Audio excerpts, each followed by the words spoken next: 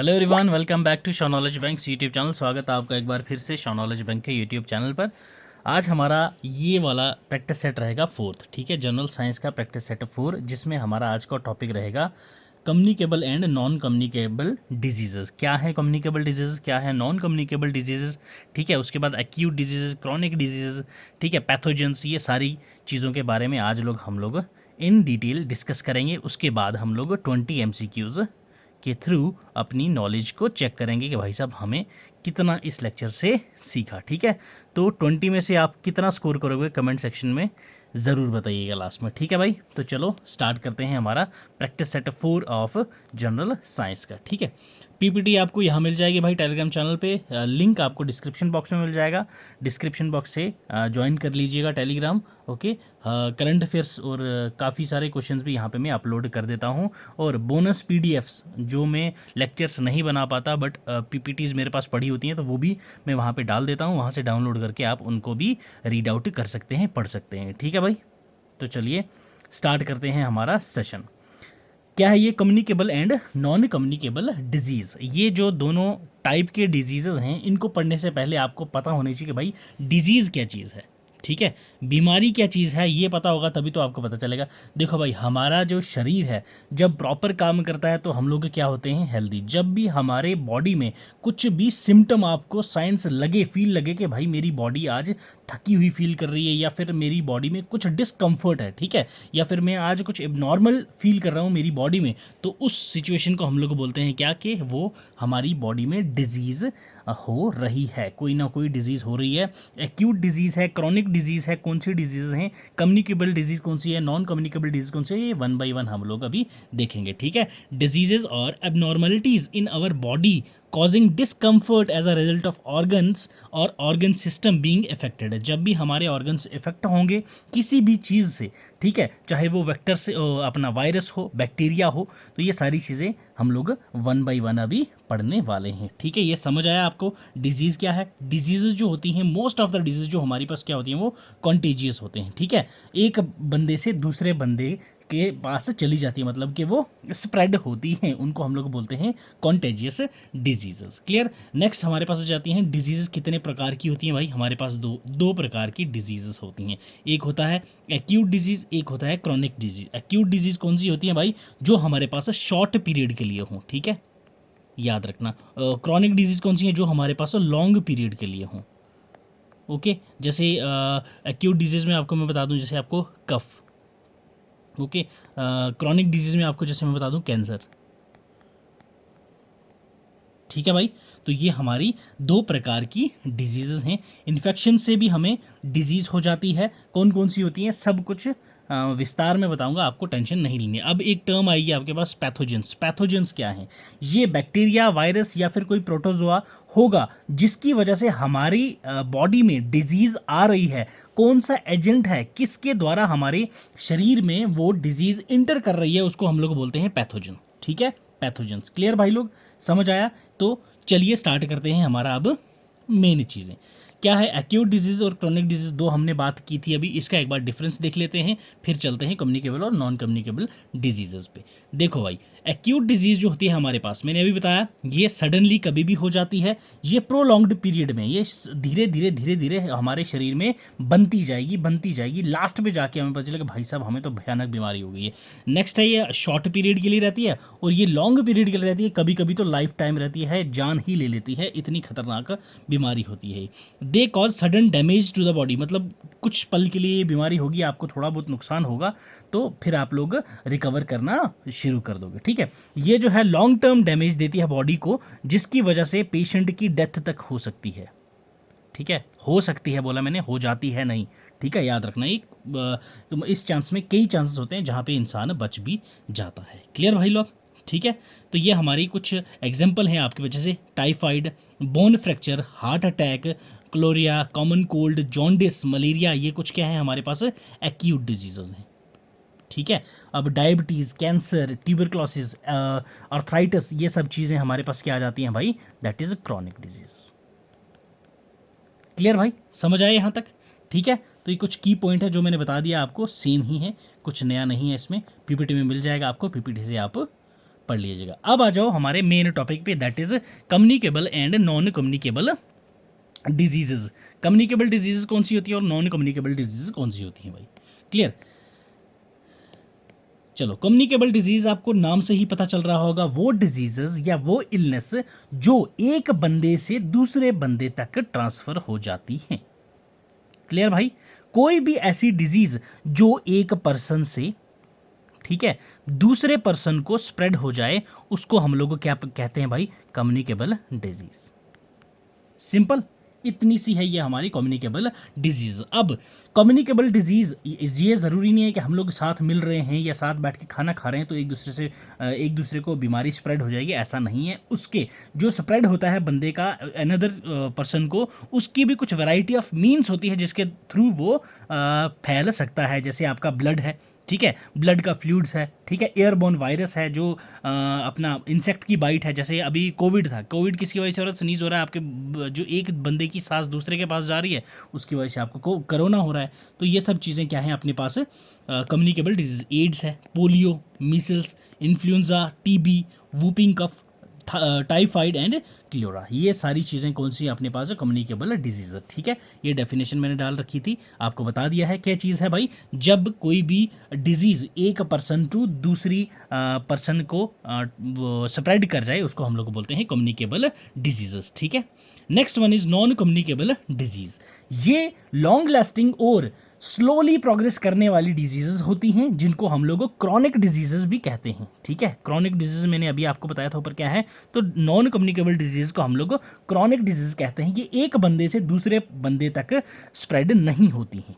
Clear, those are non communicable disease. Non communicable disease कौन कौन सी होती हैं अपने पास भाई, जैसे आपके पास है Parkinson's disease, okay, auto immune disease, strokes है आपके पास, मेजोरिटी ऑफ हार्ट डिजीजेज जितनी होती हैं अपने पास, कैंसर है, डायबिटीज़ है, ठीक है, किडनी फेल हो गया या ऑर्थराइटिस हो गया आपके पास, ओके, ऑस्टियोपोरोसिस हो गया, एल्जाइमर की डिजीज़ आ गई, कैटरेक्ट्स आ गई, ये सारी डिजीज़ कौन सी होती हैं आपके पास, नॉन कम्युनिकेबल डिजीज़, जो पर्सन टू पर्सन ट्रांसफ़र तो नहीं होती, बट क्या होता है, ये स्लोली प्रोग्रेस करती हैं खुद को और लाइफ टाइम रहती हैं या फिर लॉन्ग टर्म के लिए ये डिजीजेस रहती हैं। नॉन कम्युनिकेबल डिजीज को हम लोग क्रॉनिक डिजीज भी कहते हैं। क्लियर, समझ आ गई भाई। ठीक है, अब कॉजेज क्या होते हैं नॉन कम्युनिकेबल डिजीज के, हमें कम्युनिकेबल का तो पता है भाई, जो एक बंदा सफ़र कर रहा है, कफ से हम उसके पास गए, उसने स्नीज करा, हमें हमारे पास तो पहुंच गया, हमें भी कफ हो गया, कोल्ड हो गया, कॉमन कोल्ड हो गया, ये सब तो हम पता है। बट नॉन कम्युनिकेबल डिजीज के कॉजेज क्या है भाई, ये आपका लाइफ स्टाइल जो होता है। ठीक है, जब आप लाइफ स्टाइल आपका ख़राब चल रहा हो, स्मोकिंग कर रहे हो, टबैको का यूज़ कर रहे हो, अल्कोहल का यूज़ कर रहे हो, आपकी जो डाइट है वो बिल्कुल पुअर है, ठीक है, और फिजिकल एक्टिविटी आपकी बिल्कुल ज़ीरो है, इसकी वजह से आपको नॉन कम्युनिकेबल डिजीजेस हो सकती हैं। ठीक है भाई, ठीक है, समझ आई। ये थी हमारी नॉन कम्युनिकेबल डिजीजेस। ठीक है, तो ये मैंने एक कंपैरिजन का चार्ट यहाँ पे डाल रखा है, यहाँ से आप देख लीजिएगा। ये जैसे कम्युनिकेबल डिजीज़ है, फ्लू है, हेपेटाइटिस है, चिकन पॉक्स है, ये सारी चीज़ें आपके पास कम्युनिकेबल डिजीज़ में आ जाती है। नेक्स्ट एस्थमा है, डायबिटीज़ है, हार्ट डिजीज़ है, उसके बाद कैंसर है, ये सारी आपके पास कौन सी होती हैं भाई, नॉन कम्युनिकेबल डिजीज़। क्लियर भाई, समझ आई। ठीक है, एक बार इस पूरी को पढ़ लेना, पीपीटी आपको दे दूंगा। चलिए आ जाओ भाई, अब आते हैं हमारे मेन मुद्दे पे, दैट इज क्वेश्चंस पे। पहला क्वेश्चन क्या बोल रहा है हमारे पास, diseases that spread from one person to another are called. एक बंदे से दूसरे बंदे को जब कोई डिजीज स्प्रेड करे उसको हम क्या बोलते हैं, communicable, degenerative disease, non communicable, या इनमें से कोई भी नहीं। तो भाई कम्युनिकेबल डिजीज का करेक्ट आंसर है। ठीक है, अब हमारे पास क्या है, डीजेनरेटिव डिजीज़। ये कौन सी डिजीज़ होती है भाई, इसमें क्या होता है डीजेनरेटिव डिजीज़ में आपको कि जो भी न्यूरोलॉजिकल डिसऑर्डर हो जाएगा, इसमें क्या होगा, न्यूरोलॉजिकल डिसऑर्डर। इससे क्या होगा, जो हमारी नर्व्स हैं, ठीक है, जो हमारी नर्व्स होती हैं ना, वो प्री मैच्योर एजिंग करना शुरू कर देती हैं। ठीक है, प्री मैच्योर एजिंग मतलब कि आपके जो नर्व सेल्स हैं वो बहुत जल्दी ही ख़राब होना या फिर बुढ़ी होना शुरू कर देंगी, जिसकी वजह से आप यंग होते हुए भी आपको क्या बूढ़ा दिखना आप शुरू कर दोगे। नॉन कम्युनिकेबल डिजीज़ हमने अभी डिस्कस करा था, तो ये इसका फर्स्ट क्वेश्चन का आपका ए है आंसर करेक्ट। क्लियर भाई, नेक्स्ट क्वेश्चन पे आ जाओ। Night blindness is caused due to deficiency of. ठीक है, नाइट ब्लाइंडनेस जो होती है वो कौन से विटामिन की डेफिशिएंसी से होती है, vitamin A, vitamin B, vitamin C या vitamin E. Yes.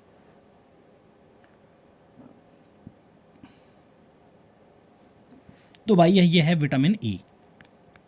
Clear, vitamin A की बात हो रही है तो आपको पता होना चाहिए कि जो हमारा रेटिनल का प्रोडक्शन होता है वो विटामिन ए की वजह से होता है। रेटिनल, ठीक है, रेटिनल का जो प्रोडक्शन होता है वो विटामिन ए की वजह से होता है। क्लियर, ठीक है। और जो हमारी नाइट ब्लाइंडनेस है वो डेफिशिएंसी किसकी डेफिशिएंसी से होता है? विटामिन ए की डेफिशिएंसी से होता है। तो ऑप्शन ए हो जाएगा हमारा यहाँ पे क्वेश्चन सेकंड का करेक्ट आंसर भाई। क्लियर। नेक्स्ट क्वेश्चन देखो, question 3, which of the following disease in is an example of non communicable disease? Non communicable disease की कौन सी इनमें से एग्जांपल है? कैंसर, डायबिटीज, हाइपरटेंशन या all of the above? Yes. तो भाई ये सारी की सारी हमारे पास नॉन कम्युनिकेबल डिजीजेस हैं। Clear, non communicable disease. Clear. चलिए नेक्स्ट क्वेश्चन देखो, question 4, Alzheimer's and osteoporosis are example of? Alzheimer और ऑस्टियोपोरोसिस जो है ये कौन से डिजीज की एग्जांपल है? Communicable disease, degenerative disease, non communicable disease? Yes. देखो भाई, अगर हमारे पास बी ऑप्शन नहीं होता, ठीक है, मान लो ये नहीं है तो आपके पास नॉन कम्युनिकेबल डिजीज आता, बट हमारे पास स्पेसिफिक इस डिजीज की जो टाइप है वो दे रखी है डिजेनरेटिव डिजीज, तो हमारा ऑप्शन बी हो जाएगा करेक्ट आंसर। क्लियर। तो डिजेनरेटिव डिजीज क्या होता है अभी मैंने आपको ऊपर समझाया। क्लियर, समझ आ गई। क्वेश्चन 4 ऑप्शन बी है यहाँ पे हमारा correct answer. Clear. Excessive bleeding during an injury is a deficiency of? जब भी इंजरी के दौरान आपको एक्सेसिव ब्लीडिंग हो जाए तो वो किसकी डेफिशिएंसी से होता है? ब्लीडिंग नहीं रुकती तो vitamin A, vitamin B, vitamin K, vitamin E? Yes, yes बताइए। तो it's vitamin K. Clear, option C हो जाएगा हमारा करेक्ट आंसर। विटामिन के की डेफिशिएंसी से जो ब्लीडिंग है हमारी इंजरी के टाइम पे एक्सेस में हो जाती है। ठीक है भाई, क्लियर, समझ आया? तो वो विटामिन के है। क्लियर, ठीक है भाई। चलो नेक्स्ट क्वेश्चन पे आ जाओ, question 6, goiter and the enlarged thyroid gland are mainly diagnosed in patients with deficiency of which of the following minerals? yes, goiter और enlarged thyroid gland ये mainly डायग्नाइज्ड किए जाते हैं पेशेंट्स में किसकी डेफिशिएंसी की वजह से? आयरन, आयोडीन, कैल्शियम या फॉस्फोरस? यस। तो आयोडीन डेफिशिएंसी के कुछ सिम्टम्स होते हैं, जैसे कि आपके पास स्लो हार्ट रेट, ठीक है, स्लो हार्ट रेट है आपकी, ओके। उसके बाद आपके पास आ जाता है हेयर लॉस, ओके। ये आपको सिम्टम्स दिखेंगे किसके? दैट इज़ आयोडीन के। क्लियर, हेयर लॉस हो जाएगा आपका। उसके बाद आपके यहाँ जो गर्ल्स में हैं वो हैवी और इरेगुलर पीरियड्स आपके जो होते हैं वो होते हैं, ठीक है, याद रखना है आपने ये। और उसके बाद आपके पास नेल्स, हाँ, जो नेल्स हैं वो आपके टूटना शुरू कर देते हैं, that is brittle nails, okay, brittle nails. ठीक है, तो क्या है भाई इसका correct answer? Option B, that is iodine. Iodine की डेफिशिएंसी से गोइटर एंड जो आपका थायराइड ग्लैंड है वो एनलार्ज हो जाता है। क्लियर। नेक्स्ट देखिए जी, cystic fibrosis and haemophilia are example of hereditary disease, degenerative disease, deficiency disease या none of the above? Deficiency disease क्या है? जब किसी विटामिन की डेफिशिएंसी से कोई डिजीज होती है तो वो है डेफिशिएंसी डिजीज, ठीक है। तो ये तो किसी डेफिशिएंसी की वजह से ये दोनों डिजीज नहीं होती, हमें इतना पता है। डिजेनरेटिव डिजीजेस कौन सी होती हैं भाई? ये मैंने आपको ऊपर बताया था। तो जो क्या होता है, आपकी नर्व सेल्स को एजिंग कर दे, इमेच्योर एजिंग कर दे, तो प्री मैच्योर एजिंग, तो वो होती हैं डिजेनरेटिव। तो हेरिडिटरी डिजीजेस हैं कौन सी भाई हमारे पास? हेमोफीलिया एंड सिस्टिक फेब्रियोसिस, ठीक है। विटामिन ए हो जा, ऑप्शन ए हो जाएगा आपका क्वेश्चन 7 का करेक्ट आंसर। क्लियर भाई, ठीक है।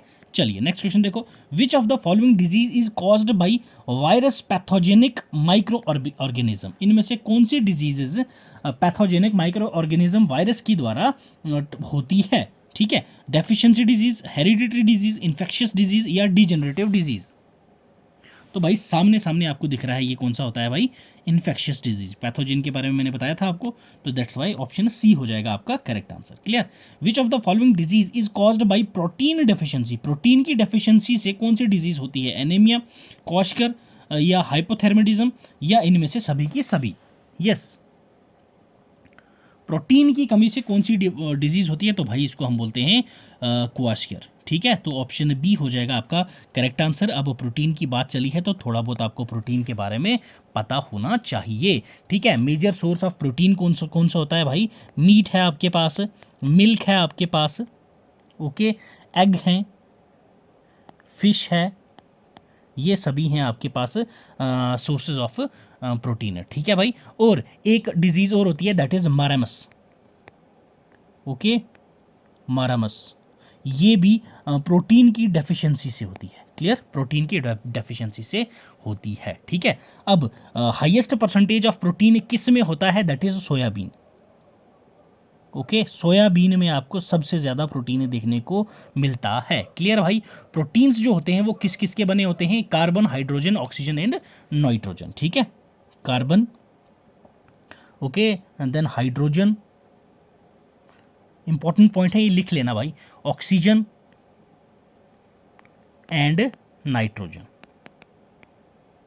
ठीक है, इन सब चीज़ों से बना होता है क्या? प्रोटीन। प्रोटीन जो होता है वो जो अपने बॉडी टिश्यू होते हैं उनके बिल्ड करने में हमारी मदद करता है। ठीक है, एमिनो एसिड जो है वो बेसिक यूनिट है प्रोटीन की, अमीनो एसिड। क्लियर, ये हमारा बेसिक यूनिट होता है किसकी? दैट इज प्रोटीन की भाई। क्लियर, ये थी कुछ डिटेल्स हमारी प्रोटीन्स के बारे में जो आपको पता होनी चाहिए। क्लियर, चलिए नेक्स्ट क्वेश्चन देखो। Which of the following vitamin is known as ascorbic acid? Ascorbic acid कौन से विटामिन को कहा जाता है? Vitamin A, vitamin B, vitamin C या विटामिन ई? एस्कॉर्बिक एसिड कौन से विटामिन को कहा जाता है? तो भाई वो विटामिन सी को कहा जाता है एस्कॉर्बिक एसिड। ठीक है, अब विटामिन सी के बारे में आपको पता होना चाहिए कि इसके बेनिफिट्स क्या हैं। ये इम्यूनिटी सिस्टम को सपोर्ट करता है और स्ट्रॉन्ग करता है इम्यूनिटी सिस्टम। क्लियर भाई, एक तो इम्यूनिटी सिस्टम को बूस्ट करता है, उसके बाद जो एनीमिया है, ठीक है, एनीमिया को प्रिवेंट करता है और उसके अगेंस्ट फाइट करता है। Clear, anaemia. ठीक है, ये पॉइंट आपने याद रखना है। ये कैंसर फाइटिंग प्रॉपर्टीज होती हैं इसमें, विटामिन सी में कैंसर फाइटिंग प्रॉपर्टीज किस में होती हैं? विटामिन सी में। क्लियर भाई, क्वेश्चन 10th ऑप्शन सी हो जाएगा correct answer. The deficiency disease can be prevented by, जिस भी डिजीज हो रखी हो आपको किसी की डेफिशिएंसी से, किसी विटामिन की डेफिशिएंसी से, उस डिजीज़ को हम प्रिवेंट कैसे कर सकते हैं? प्रोलॉन्ग्ड कुकिंग की वजह से, ईटिंग ओनली फ्रूट्स की वजह से नहीं, ईटिंग ओनली वेजिटेबल्स नहीं, eating good food with good nutritional value. Yes exactly भाई। ठीक है, अच्छा खाना खाने से और न्यूट्रिशनल खाना खाने से आपकी जो डेफिशिएंसी है वो पूरी हो जाती है। क्लियर, और क्वेश्चन 11th डी ऑप्शन हो जाएगा आपका correct answer. AIDS, common cold, dengue fever and influenza are example of deficiency disease, infectious disease, psychological disease, non infectious disease. Yes, तो भाई ये सारी की सारी आपको इन्फेक्शियस डिजीज देखने को मिल रही है। ठीक है, ये सारी की सारी इन्फेक्शियस डिजीजेस हैं। क्वेश्चन 13 पे आ जाओ। Which of the following vitamin help in blood clotting? Blood clotting में कौन सा विटामिन हेल्प करता है? Vitamin A, vitamin C, vitamin D, vitamin K? तो भाई ब्लड रुकता नहीं है, ये कौन सी डेफिशिएंसी से होता है? के, तो हेल्प कौन करेगा? के। ओके, अभी हमने ऊपर डिस्कस करा था, तो ऑप्शन डी हो जाएगा आपके पास, विटामिन के हेल्प करता है हमें ब्लड क्लॉटिंग के टाइम। चलिए नेक्स्ट क्वेश्चन देखो भाई। Which of the following vitamin functions as both hormone and visual pigment? कौन सा ऐसा विटामिन है जो आपको हार्मोनल और विजुअल पिगमेंट के तौर पर काम करता है, मदद करता है, फंक्शन करता है? थायमाइन, रेटिनल, राइबोफ्लेविन या फॉलिक एसिड? तो भाई ये रेटिनल। Okay, retinal. चलिए क्वेश्चन 15th देखो। Which of the following vitamin is also known as niacin and plays a vital role in how many digestive tract function? Yes, कौन सा vitamin है? Question 15th। तो भाई इट्स विटामिन B3। ठीक है, कौन सा है? Vitamin B3, vitamin B3। Clear भाई, ये विटामिन B3 जो है ये डायबिटीज़ को भी मैनेज करता है। क्लियर, आपको याद रखने हैं, ये इंपॉर्टेंट पॉइंट है। और उसके बाद हेल्थ इश्यूज जो है उसको भी ट्रीट करता है और कोलेस्ट्रॉल को लो करता है ये। ओके, कोलेस्ट्रॉल जिसको हो वो विटामिन बी को लेना शुरू कर दे तो कोलेस्ट्रॉल को कंट्रोल करता है, आपका मेटाबॉलिज्म को, ठीक है, मेटाबॉलिज्म जो होता है उसको भी ये स्ट्रॉन्ग करता है, विटामिन B3। क्लियर? चलिए जी, move to next question. The deficiency of vitamin E leads to, vitamin E की डेफिशिएंसी का क्या लीड कर देती है भाई? Soft bones, bleeding in gums, weakness in muscles या neurological disorder? Vitamin E, yes. तो भाई जो विटामिन ई की डेफिशिएंसी से होता है वो होता है अपने मसल्स जो होते हैं वो वीक होना शुरू हो जाते हैं। ऑप्शन सी है करेक्ट आंसर। इसमें क्या है, आपको फर्टिलिटी प्रॉब्लम आना शुरू हो जाती हैं। विटामिन ई की अगर कमी हो आपको तो फर्टिलिटी प्रॉब्लम्स हो जाती हैं आपको शुरू। उसके बाद मेन थिंग हेयर और स्किन प्रॉब्लम आपको शुरू हो जाती हैं, ठीक है, हेयर एंड स्किन, ओके, इससे रिलेटेड आपको प्रॉब्लम्स शुरू हो जाती हैं। Heart disease, okay, heart disease आपको होना शुरू हो जाती हैं। क्लियर भाई? एंड मसल वीकनेस मैंने आपको बता दिया, पुअर विजन हो जाता है आपका इसकी वजह से, ओके। देन आपके पास और क्या है, एल्जाइमर की डिजीज हो जाती है, किडनी की प्रॉब्लम्स आपको होना शुरू हो जाती हैं विटामिन ई के डेफिशिएंसी की वजह से। क्लियर भाई? चलिए नेक्स्ट क्वेश्चन देखो। Xerophthalmia cause due to the deficiency of, xerophthalmia जो होती है ये किसकी डेफिशिएंसी था? Vitamin A, vitamin B, vitamin C या विटामिन ई? तो ज़ेरप्थेल्मिया इसको हम लोग लिटरली बोलते हैं क्या भाई? दैट इज ड्राई आई, ठीक है, इसका लिटरली मीनिंग होता है ड्राई आई, ठीक है। ये विटामिन ए की डेफिशिएंसी से होता है, ये न्यूट्रिशनल डेफिशिएंसी होती है, ठीक है। इसी में ही नाइट ब्लाइंडनेस भी आती है। क्लियर? ये सेवियर स्टेज होती है जो एक्टिव कॉर्नियल नेक्रोसिस, कैराटोलमेनिशिया जिसको आप नाम सुना हो, अगर किसी कोई मेडिकल स्टूडेंट हो तो उसको पता होगा, तो ये किसकी डेफिशिएंसी से होता है? Vitamin A. Clear? Xerophthalmia vitamin A की डेफिशिएंसी से होता है, इसको हम लोग को ड्राई आई भी कहते हैं। क्लियर?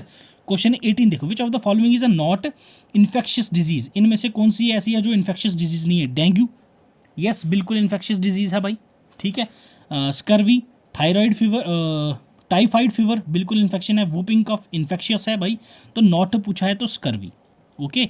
स्कर्वी जो है ये आपके पास इन्फेक्शियस डिजीज नहीं है भाई। क्लियर? चलिए नेक्स्ट क्वेश्चन देखो। Which of the following is the main cause of blindness in childrens world wide? World wide बच्चों में कौन सी डेफिशिएंसी है या फिर कौन सा इनमें से कॉज है जो बच्चों में पाई जाती है? ग्लूकोमा, कैटरेक्ट्स, प्रोटीन डेफिशिएंसी या विटामिन ए डेफिशिएंसी? यस, तो it's vitamin A deficiency. Clear भाई? तो ऑप्शन डी हो जाएगा हमारा क्वेश्चन 19 का correct answer. Clear? Next question देखो।